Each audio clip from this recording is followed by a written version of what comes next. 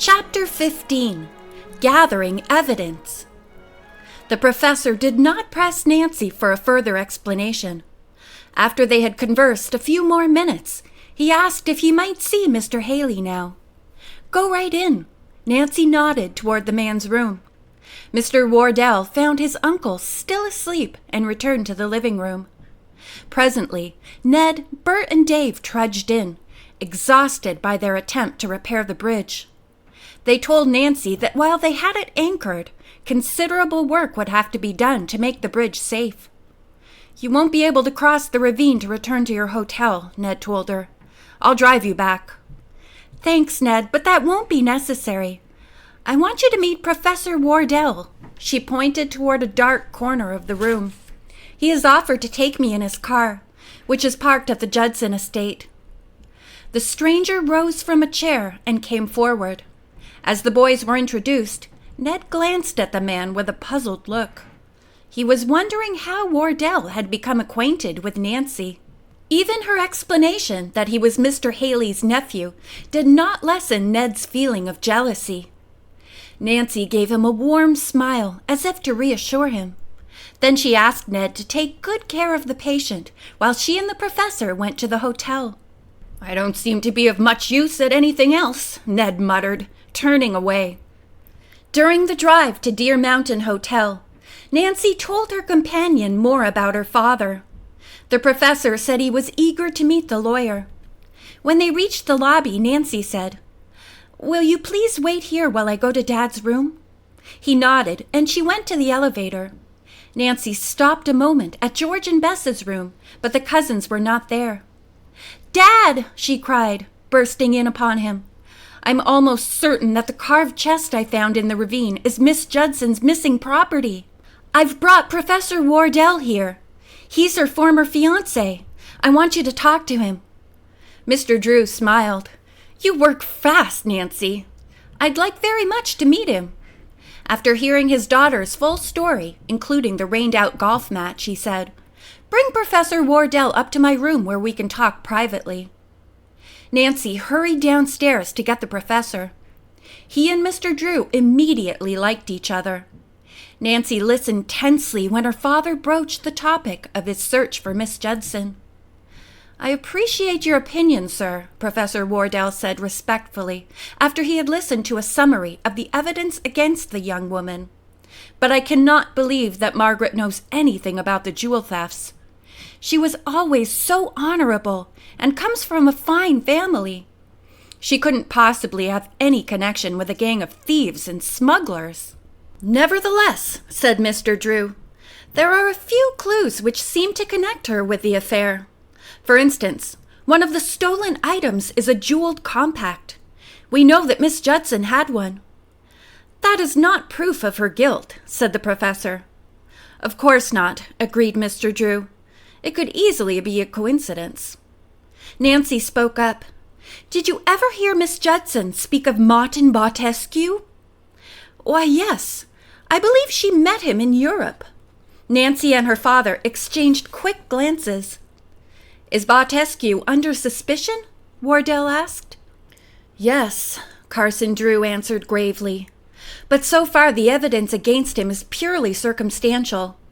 If only we could find Miss Judson, she might be able to clear up the mystery surrounding both of them." "I have no idea where Margaret is," the professor replied. "She might be staying with a cousin in Rock City." "You've never inquired?" Nancy asked in surprise. "No," Wardell answered in a low tone. "I didn't want to force my attentions on Margaret. I don't feel I should seek her out deliberately without some indication on her part that she wants to see me again. I still believe, however, that if I could talk with her, everything might be explained and cleared up." Professor Wardell arose to leave, saying he was already late for an important meeting. "I'll be waiting eagerly to hear from you, Mr. Drew. Your daughter has my address at Andover. When I'm not there, I usually can be reached at my office in the Science Building." After he had gone, Nancy and her father discussed the case for a few minutes. "In spite of all the evidence against Margaret Judson," said Nancy, "I have a hunch she is not involved with the jewel thieves. That's Mr. Wardell's opinion, and it's also yours, Dad, isn't it? I hope that she will be cleared of suspicion. The lawyer smiled. Presently, Mr. Drew and his daughter gave up trying to figure out the puzzle. They turned their attention to another pressing matter. During Nancy's brief stay at Mr. Haley's cabin, she had noticed that the food supply was low, and many articles were needed to make the patient and the boys more comfortable. She suggested to her father that she, Bess, and George buy the necessary supplies and cook dinner for Ned and the others at the cabin. That's very thoughtful, Nancy. It'll cheer them up a little. The boys haven't had much fun since they arrived. Bess and George were still not in their room. Nancy searched the lobby and other places in and around the hotel where the cousins might be, but could not find them. She returned to Mr. Drew's room and told him that she could not locate Bess and George. "Would you like to go shopping with me?" she asked. "Be glad to," the lawyer agreed. "I'll give you 2 minutes to change your clothes." Ned was alone with Mr. Haley when she and her father reached the cabin. He explained that Bert and Dave were down at the ravine working on the footbridge. A short time later they returned, tired and hungry, but pleased to report that they had finished the repairs. "Bess and George came down and watched for a while," Bert said. "They had planned to visit us at the cabin but couldn't get across the ravine. Nancy, they were concerned about you until we told them you were here during the storm. They went back to the hotel to find you and have dinner." "And I came here to cook for you," Nancy chuckled. "I was so preoccupied with my shopping list I didn't even think to leave a note for Bess and George. They'll be disappointed when they find out." Nancy began preparing a warm meal. Later, the boys declared that it was the first really good cooking they had tasted since they had arrived. After the dishes had been washed and put away, Mr. Drew said, "How would you fellows like to have the evening off? I'll be glad to stay here with Mr. Haley." "That would be great!" Ned exclaimed. "Is there a dance at the hotel tonight, Nancy?" "Yes. I imagine Bess and George would like some dates for it, too." She grinned. "Then let's go!" Ned exclaimed.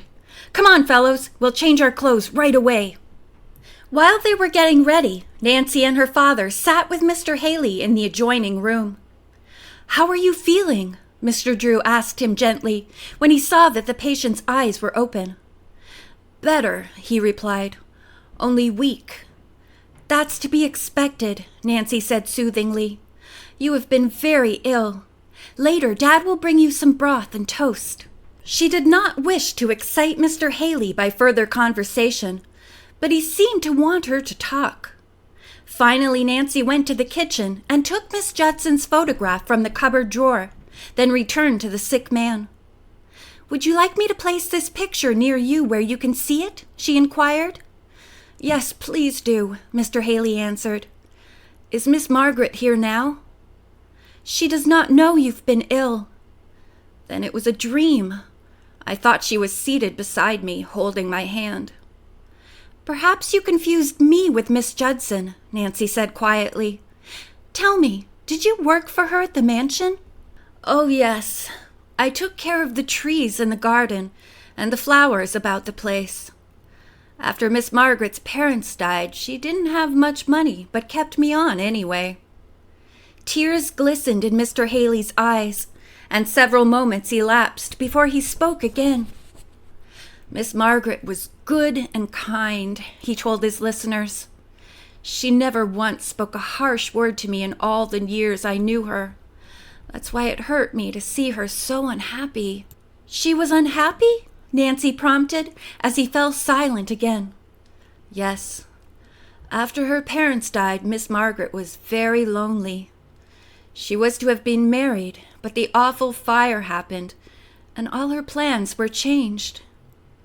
"In what way do you mean?" Carson Drew inquired. "I don't know," Mr. Haley murmured wearily. "And you haven't seen her since the fire?" Nancy questioned softly. "She came to my cabin twice, once to ask me to search for something she had lost, but I couldn't find it. I hunted everywhere. I told her that later, and she never came here again." Mr. Haley closed his eyes and turned his face toward the wall. Nancy and her father longed to ask him other questions but refrained. It was clear that the man was exhausted from talking. Before Carson, Drew, and Nancy had a chance to discuss what Mr. Haley had told them, Ned, Bert, and Dave came into the bedroom. "We're ready to leave, Nancy," Ned announced in a whisper. "You all look handsome in your new outfits," she commented. The boys wore different-colored striped sports jackets and dark brown pants. "It's hard to tell who is the handsomest," she added. "You'd better say Ned," Dave teased. As the young people were driving away from the cabin in Ned's car, he observed that Nancy was strangely silent. "Is your hand bothering you?" he inquired anxiously. "Not much," Nancy replied. "There's really nothing wrong with me, Ned. I was just thinking about Margaret Judson again. Ned, I must find her." "That's easier said than done." "Yes, but I believe she's near here." Ned glanced curiously at Nancy. Her next words astonished him even more, as with a quiet intensity in her voice, she added, "It may sound silly to you, Ned, but I have a strange feeling, call it intuition if you will, that tonight I'll find Margaret Judson." "You seem very positive," Ned commented. "I certainly hope your hunch is right." "Can you help me?" Nancy asked. "I thought you didn't need my assistance," he replied impulsively. "Oh, Ned, it was just that I couldn't explain everything to you about Mr. Wardell, and I'm afraid I can't even now. But sometime I'll be able to." "That doesn't matter, Nancy. Just tell me what to do, and I'll try to carry out orders." "Ned, are you willing to substitute sleuthing for dancing tonight?" End of chapter 15.